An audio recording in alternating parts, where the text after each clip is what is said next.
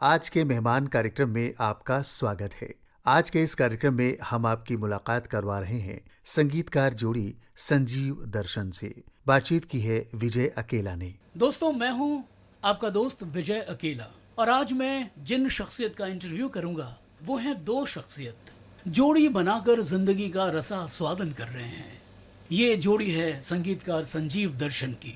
बेहद बेहद talented, film industry की धूप छांव से वाकिफ, तकरीबन 2 दशक का वक्त भी गुजार लिया है बतौर संगीतकार। तो संजीव साहब, प्रणाम करता हूं मैं आपको। नमस्ते विजय कैसे हैं भैया। आप? Fantastic, doing great. बहुत खुशी है कि आज ये मौका हमें आपने फिर दिया है, आपके साथ विविध भारती में बुलाया आपने हमें। Thank you so much. और दर्शन साहब, आपका भी तहे दिल से शुक्रिया इस कार्यक्रम से जुड़ने के लिए जिसका नाम है आज के मेहमान। Thank you so much Vijay ji. Me and Sanjeev, हम लोग दोनों ही बहुत ही, आई थिंक मेरे पास शब्द नहीं होते, क्योंकि विविध भारती वो शो है जब we are now quite, I can say we are in the senior music director categories. तो हम लोग खुद विविध भारती के शोज सुनते हुए बड़े हुए हैं। So it's always an honour, it's always a proud जब हम यहाँ आते हैं। तो कैसा मन है आपका? मेरा मन विविध भारती चाहे मेरा मन। तो मन को आए 20 साल हो गए। जी वक्त का कुछ भी पता नहीं लगता है जैसे। जी। किस फिक्र में मुब्तला हो जाते हैं आप जब मन का गीत बजता है, कहीं सुनते हैं तो? बिल्कुल, बहुत ही मतलब उन दिनों की याद आ जाती है जी विजय भैया, जब हमने अपना करियर स्टार्ट किया। और बहुत खुशी होती है जब भी हमारे गीत रेडियो पे बजते हैं या किसी के रिंगटोन में सुनाई देते हैं। जी जी। तो वो दिन याद आते हैं जब शुरुआत हुई थी हमारे करियर की, और बहुत छोटे थे, बहुत यंग थे हम लोग, और बहुत एंथुजियास्टिक थे। जी हाँ। काम करने की बड़ी हमें ये थी कि हम बहुत सारा काम करेंगे। डैडी हमारे श्रवण जी को हमने देखा, उनका फेम देखा, उनका नेम देखा, उनका काम देखा। जी। तो बस वही एक सपना था कि किसी तरह से ऐसा नाम कभी हमारा भी कभी हो जाए। जी। यू नो, तो एक जबरदस्त शुरुआत की इच्छा थी और वो हमें इंद्र कुमार जी एंड अशोक ठकेरिया जी ने दी फिल्म मन के द्वारा। आज भी मतलब हमें लगता है कि आज भी संजीव दर्शन की पहचान जो है वो फिल्म मन से ही है। जी, जब भी बात होती है आप लोगों की तो मन की बात सबसे पहले होती है। जी बिल्कुल। आप क्या कहेंगे दर्शन साहब? मैं पर्सनली ये समझता हूँ कि कई लोग होते हैं जो पहले स्ट्रगल करते हैं और फिर उनको एक बहुत अच्छा मौका मिलता है जिसमें वो बहुत अच्छे अपना काम, अपना हुनर दिखा सकते हैं। संजीव दर्शन के साथ थोड़ा सा अलग हुआ था। हम जब हमारी पहली फिल्म आई थी मन, तब मैं 17 साल का था, संजीव 18 साल के थे। तो मैं मानता हूँ कि उस दिन से हमारा स्ट्रगल शुरू हुआ है हिट होने के बाद। और आज भी मैं इंतजार कर रहा हूं कि एक और मन जैसा सब्जेक्ट, एक और मन जैसे प्रोड्यूसर डायरेक्टर्स, एक और मन जैसे काम करने की धगश वाले नए प्रोडक्शन हाउस के साथ मैं एक फिर से मन बनाऊं। आप हमें बताएंगे कि जावेद अख्तर साहब ने जो रुतबा प्राप्त किया है, क्या वजह है उसकी? आपको क्या लगा उनके साथ काम करके? कितने अलग रहे वो? जावेद सर के साथ जब हमने पहली बार काम किया, हम लोग, एज मैंने आपको बताया कि हम लोग बहुत छोटे थे, एंड हमें, मैं बताऊंगा कि उन्होंने सिखाया हमें। जी। उनको देख देख के हम लोग सीखे हैं कि एक गाने में जब एक करेक्ट मीटर होता है तो उसमें कितने अलग अलग शब्द और कितनी अलग अलग बातें, कितने अलग अलग थॉट्स एक सेम ट्यून में आ सकते हैं। सर, मुझे आज भी याद है कि मैंने एक लाइन हम लोगों ने कंपोज की थी, एंड जावेद साहब ने उस एक लाइन पे हमें 7 डिफरेंट लाइंस करीब 1 मिनट में लिख के उन्होंने हमें दी, जो कि सेम सिचुएशन के लिए थी। तो वहां से हमको ये सीखने मिला कि music has no boundaries, music has no restrictions, music has no limitations. मौसीकी और जिसे हम कहेंगे म्यूजिक लिखना, जिस पे हम वर्ड्स फिट करते हैं, ये एक बहुत बड़ा सब्जेक्ट है। आप तो इसके प्रोफेशनल रह चुके हैं और आप one of the best of the country हैं। मुझे आपकी बात से एक बात का ख्याल आ रहा है कि जिस तरह हॉलीवुड में लिरिक राइटर को लिरिक राइटर न कह के लिरिक कंपोजर कहते हैं, शायद आप उस तरह की बात कर रहे हैं।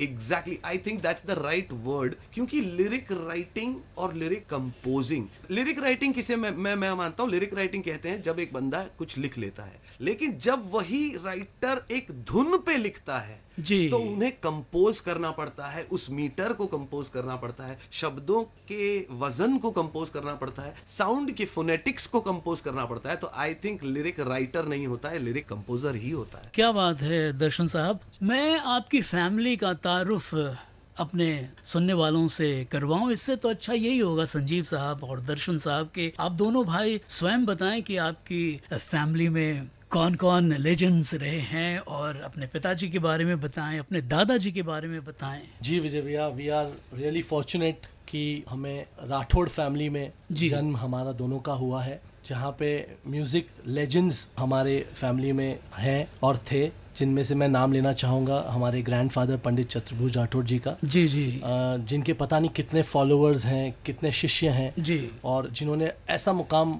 बनाया है हर एक फील्ड में, जिस भी फील्ड में वो हैं। और वी आर ब्लेस्ड कि हम उनके जो है फैमिली में पैदा हुए। माय फादर, मेरे और दर्शन के फादर श्रवण जी, जिन्होंने नदीम श्रवण के नाम से बिल्कुल जग में, मैं कहूँगा पूरे विश्व में जी अपना नाम बनाया, मुकाम बनाया, जी। संगीत को एक नया दिशा दी जी। ऐसा संगीत लाया दुनिया में जो हर इंसान के दिल को छू जाता है। और आपके जो दो चाचा जी हैं, बिल्कुल, रूप कुमार राठौड़ एंड विनोद राठौड़ जी, वो खुद बहुत बड़े जबरदस्त सिंगर्स रहे हैं राधा दोनों ही, and they are doing great. उन्होंने भी अपना मुकाम ऐसा बनाया है, ऐसे ऐसे गीत गाए हैं जी। कि जब जब वो गीत सुने जाते हैं, जब जब वो गीत बजते हैं, ऑडियंस रूप कुमार राठौड़ और विनोद राठौड़ को मतलब याद करना ही पड़ता है, और उनकी आवाजों को याद करना ही जी। और संजीव साहब, हम आपके सुपुत्र से भी मिले हैं, माधवेश जी से। जी। वैसे तो वो 10वीं कक्षा के विद्यार्थी हैं, लेकिन काफी सुरीले हैं, तो उनको ला रहे हैं क्या आप इस मौसीकी के फील्ड में? बिल्कुल, अगर वो इसी तरह से इंटरेस्ट दिखाएंगे जी संगीत की तरफ, जिस तरह से हमने भी शुरुआत में एंथुजियास्टिक जैसे हम भी थे करने जी, के लिए जी, जी। संगीत, तो डेफिनेटली फ्यूचर हमें लगता है कि माधवेश राठौड़ भी वाह। कहीं ना कहीं अपना मुकाम बनाएंगे। आप दोनों न सिर्फ अच्छे कंपोजर हैं, खुशगुलू भी हैं। क्या मैं आपसे रिक्वेस्ट कर सकता हूं कि इसी गीत को आप जरा जोश में गुनगुनाएं? जरूर जरूर भैया, जरूर जी। कांच की नींद आई, पत्थर के ख्वाब लाई, कांच की नींद आई, पत्थर के ख्वाब लाई, जाने रब जाने कब जख्मों से मिल गए नैना, छिल गए नैना, छिल गए नैना, छिल गए नैना, छिल गए नैना। वाह वाह वाह। विजय भैया, छिल गए नैना की मैं आपको एक छोटा सा एक वाक्य सुनाऊंगा। जी जी। जब ये रिकॉर्ड हो रहा था ये गाना जी। तो जो फैंटम फिल्म्स वाले जब उन्होंने हमें अप्रोच किया, जी इट स्टार्टेड विद कि एक गाना चाहिए, स्टेज कॉन्सर्ट टाइप का गाना चाहिए जी। तो हम लोग थोड़ा कंफ्यूज हो गए थे कि स्टेज कॉन्सर्ट टाइप का गाना है तो हम जनरली हम सोचते हैं कि बड़ा ही फ्लैम्बॉयंट और बड़ा ही हैप्पी गो लकी टाइप का गाना होगा। तब तक हमें कुछ पता नहीं था कि फिल्म क्या है, फिल्म के सब्जेक्ट क्या है। फिर हमें सिर्फ फिल्म का ट्रेलर दिखाया गया NH10 और बहुत ही हार्ड हिटिंग, बहुत ही डार्क फिल्म थी। जी जी। इस फिल्म में हमने जब ये ट्रेलर और हमने कुछ सीन्स देखे इस फिल्म के, फिर हमसे कहा गया कि अब इसके लिए एक प्रमोशनल सॉन्ग सोचना है। तो हम लोगों ने काफी देर सोचा, फिर कुमार जी जो हमारे बहुत अच्छे राइटर, हमारे फ्रेंड कुमार पाजी आए हमारे घर, और उन्होंने करीब 6 या 8 महीने पहले मुझे ये लाइनें सुनाई थी जी कि कांच की नींद आई, पत्थर के ख्वाब लाई, जाने रब जाने कब जख्मों से मिल गए नैना, छिल गए नैना, छिल गए नैना।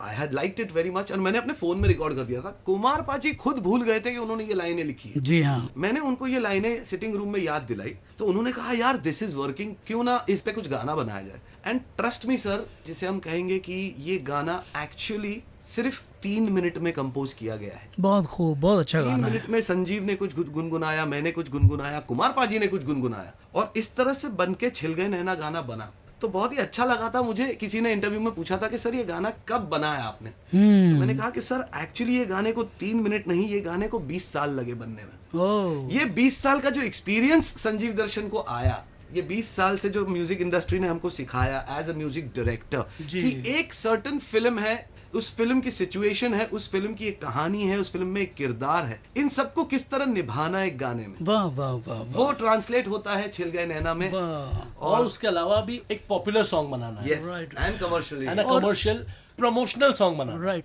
क्या अच्छा संजोग है कि आप दोनों भाइयों ने ही फिल्म में भी गाया है और हमारे स्टूडियो में हैं आप, तो क्यों नहीं हम इसका फायदा उठा लें? बिल्कुल। प्यार का सिग्नल दे दे बेबे, रात के बज गए 12, इंजन दिल का धड़क रहा है, हाय हो गया पारा, चुम्मा तेरे गालों का फेवरेट है दिल वालों का, सो लेट्स डू इट बेबे, डू इट बेबे, डू ग्रैंड मस्ती, ग्रैंड मस्ती, ग्रैंड मस्ती, पा पा पा पा पाओ, ग्रैंड मस्ती, ग्रैंड मस्ती, पा पा पा पा पाओ, ग्रैंड मस्ती, ग्रैंड मस्ती, पा पा पा पा पाओ, ग्रैंड मस्ती, ग्रैंड मस्ती, पा पा पा पा पाओ। आपने ग्रेट ग्रैंड मस्ती भी की है जी।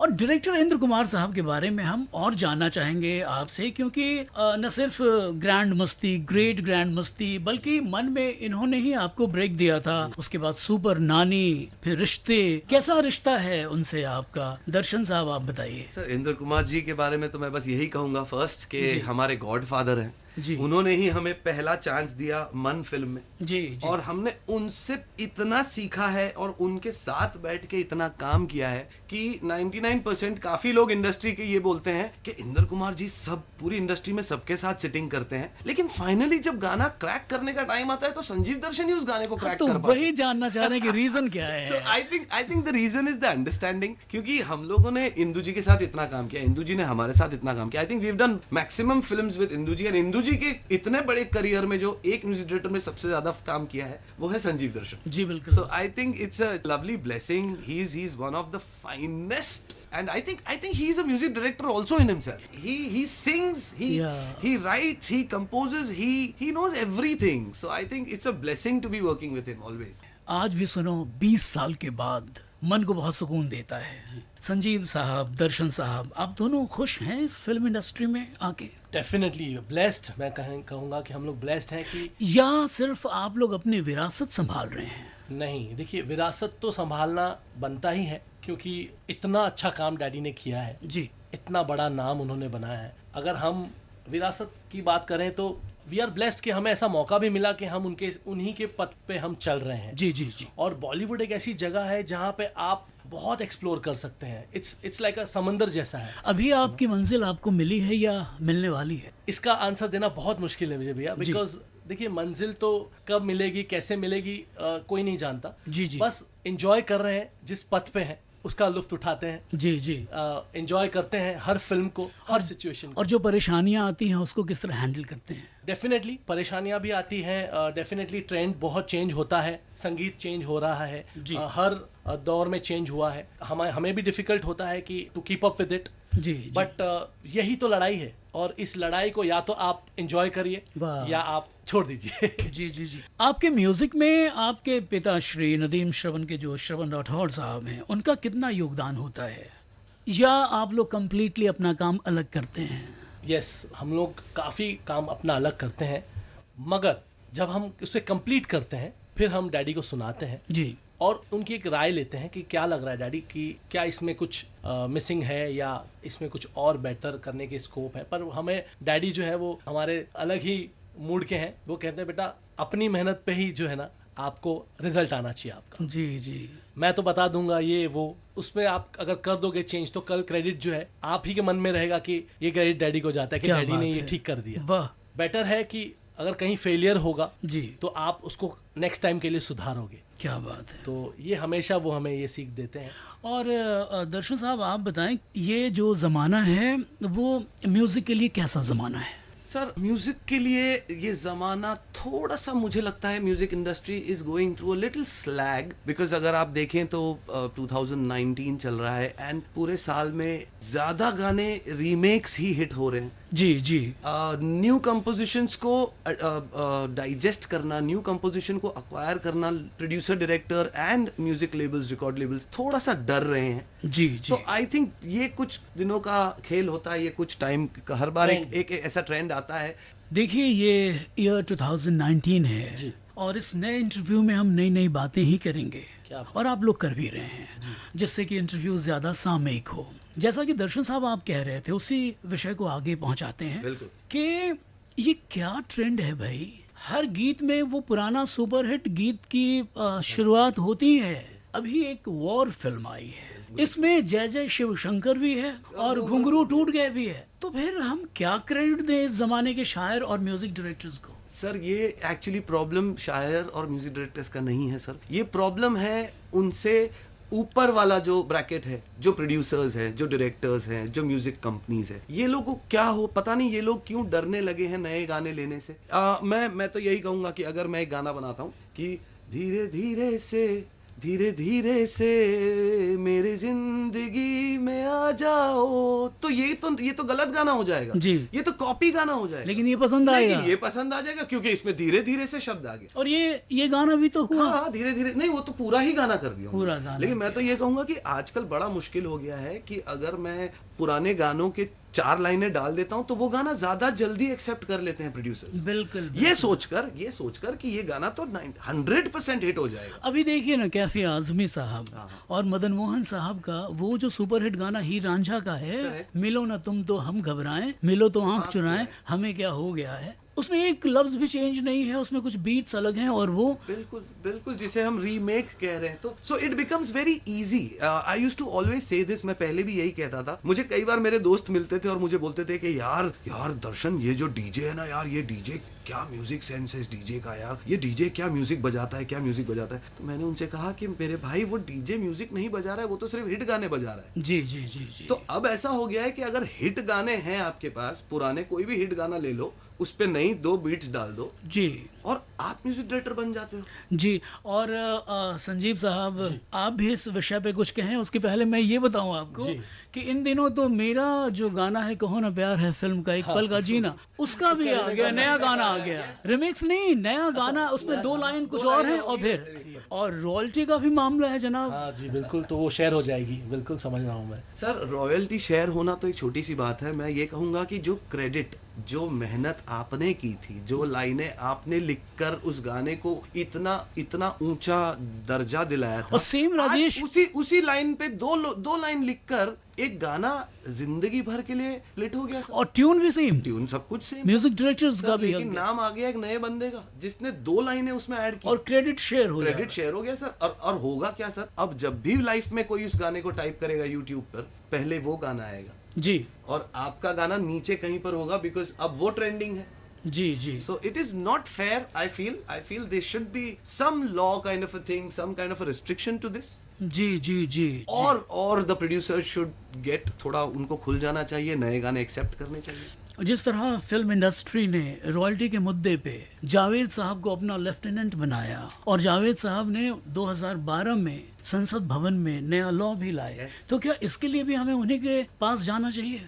आई थिंक येस वी शुड। और मुझे शायद ये लग रहा है कि ऑलरेडी इस विषय पर बात चल ही रही है amongst the music directors and the lyric writer community, कि इस विषय पे हमने जावेद साहब के साथ ही डिस्कशंस हुए हैं, और अब शायद इस पर कोई ना कोई एक्शन बहुत जल्द लिया जाएगा। तो ऑडियंस आप लोग तैयार रहें, क्योंकि आने वाले वक्त में आपको बहुत सारे नए खूबसूरत गाने, खूबसूरत शब्द, खूबसूरत लिरिक्स, खूबसूरत रेंडरिंग आपको अभी बहुत जल्द सुनने मिलेंगी। संजीव साहब, दर्शन साहब, अब हमारा ये साक्षात्कार इंटरव्यू समाप्ति की कगार पे है। 2 बातें बताइएगा। पहली तो ये बात कि आपने लेजेंडरी शायर, फिल्म शायर आनंद बख्शी साहब के साथ काम किया है, उनका भी एक्सपीरियंस बताइए, और जो आपके आने वाले प्रोजेक्ट्स हैं उसके बारे में। जी अगेन मैं यही कहूँगा कि वी आर रियली ब्लेस्ड, हम दोनों ही बहुत ज़्यादा ब्लेस्ड हैं कि शुरुआत से हम लोगों को इंडस्ट्री में बहुत अच्छे प्लेटफॉर्म मिले। बट सबसे खूबसूरत बात हमारे करियर की ये भी है कि हमें Anand Bakshi ji, the great Anand Bakshi ji, the legend Anand Bakshi ji के साथ मौका मिला काम करने का कुछ फिल्मों में, and we are really blessed कि काफ़ी कुछ हमने उनसे सीखा। जी। कुछ बातें जो मुझे याद आती हैं जो उन्होंने हमसे कही थी, स्पेशली कि एक ज़माने में उस ज़माने में हम उनके साथ जब जुड़ते थे काम करने, तो मुझे एक ही बात कहते थे कि संजीव तुम बहुत अच्छा गाते भी हो, कंपोज भी अच्छा कर लेते हो, और मुझे बहुत अच्छा लगता है तुम दोनों को देख के, बहुत ही एंथुजियास्टिक हो। एंड एक चीज़ उन्होंने सिखाई थी कि गाने बेटा बना के रखो, बैंक्स बना के रखो गानों के, पर जब भी कोई नई फिल्म आए उस पे फ्रेश काम करो। अपने स्टॉक के गाने तभी यूज करना जब आपका कोई फ्रेश गाना नहीं बन पाता, क्या या बात कोई मुश्किलात आती है कि किसी सिचुएशन पे आपसे नहीं हो पा रहा है कुछ, जी, तब जी। वो आप अपने स्टॉक्स की चूज कुछ जो बेस्ट चीजें हैं उसको तो use ऐसी करें। अच्छी बात तो एक जीनियस ही कर वो सकता है। जीनियस, वो बिल्कुल जीनियस थे अपने आप में, और उन्होंने हमें ये सब छोटी छोटी बातें सिखाई। और नए प्रोजेक्ट्स के बारे में बताइए। बिल्कुल, देखिए अभी एक रिसेंटली, जैसे अभी हम लोग बात कर रहे थे रीमिक्सेस एंड बहुत सारे ऐसे गाने आ रहे हैं जो जय जय शिवशंकर आ गया है। We are trying our level best Vijay भैया, कि हम इंडस्ट्री में ओरिजिनल जी। कॉम्पोजिशंस एंड ओरिजिनल सॉन्ग्स जो दिल को छू जाए, जो वाह। शुरू से हमारी कोशिश है रही है, ऐसे जबरदस्त गाने हम लाने की कोशिश करें, जिसमें से एक अब बहुत खूबसूरत गाना रिलीज हुआ है, जी। दिल मांग रहा है मोहलत, वाह। फिल्म घोस्ट, डायरेक्टेड वाह। बाय विक्रम भट्ट। वाह। ये गाने ने अभी almost it's a trending number 1 song on Sawan, YouTube पे भी ऑलमोस्ट 13 मिलियन व्यूज पे है गाना। जी। और जितने भी इंडस्ट्री के लोग हैं जो हमें जानते हैं, उनका बहुत बहुत प्यार हमें मिला इस गाने को लेकर। जी जी। कोई एक और अपनी पसंद का गीत गाइए ना, जो आपकी आने वाले फिल्मों जी से बिल्कुल, है। लव टू सिंग घोस्ट का जो हमारा गीत इस वक्त बहुत पॉपुलर हो रहा है, उसी की कुछ लाइन है, हम आपको सुना। जी। दिल मांग रहा है मोहलत तेरे साथ धड़कने की, वाह। तेरे नाम से जीने की, तेरे नाम से मरने की। दिल मांग रहा है मोहलत तेरे साथ धड़कने की, तेरे नाम से जीने की, तेरे नाम से मरने की। तो आप लोगों का बहुत बहुत शुक्रिया कि आप लोग हमारे स्टूडियो तशरीफ लाए। Thank Thank you you, sir. So Thank you. Much, thank you Vividh Bhatt, thank you so much. आज के मेहमान कार्यक्रम में आप सुन रहे थे संगीतकार जोड़ी संजीव दर्शन से की गई विजय अकेला की बातचीत। तकनीकी सहयोग भावना सिंदल और दिवाकर द्विवेदी। कार्यक्रम के प्रस्तुतकर्ता जुबैर खान।